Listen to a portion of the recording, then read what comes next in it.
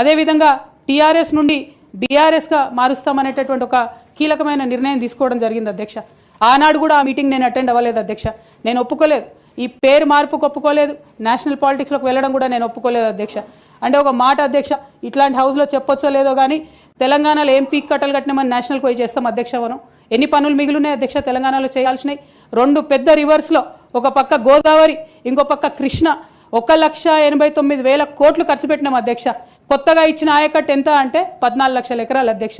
1,89,000 కోట్లు అంటే ఎంత అధ్యక్ష? 1,00,000 కోట్లు ఖర్చు పెడితే 20 లక్షల మంది పేద ప్రజలకు ఇంటికి 5 లక్షలు వేసుకున్నా 20 లక్షల మందికి పేద ప్రజలకు ఇల్లు ఇవ్వచ్చు అధ్యక్ష మనం. కానీ 1,89,000 ఖర్చు పెడితే అధ్యక్ష జరిగింది ఎవరికి, ఒరిగింది ఎవరికి అంటే ఒక వ్యక్తి 1989లో కంపెనీ పెట్టుకున్న ఆయన మన తెలంగాణ వచ్చిన తర్వాత ఫోర్బ్స్ జాబితా ఉంటుంది అధ్యక్ష, దాంట్లో 45వ స్థానం ఒక కాంట్రాక్టర్ దక్కించుకున్నాడు అధ్యక్ష. అంతకుమించి జరిగింది ఎవరికి ఏం లేదు అధ్యక్ష. ఇండ్లు లేని పేద ప్రజలకు ఇండ్లు రాలే అధ్యక్ష. కానీ ఆ కంపెనీకి మాత్రం 1,02,666 కోట్ల విలువైన ప్రాజెక్టులు ఒకటే కంపెనీకి పోయింది అధ్యక్ష.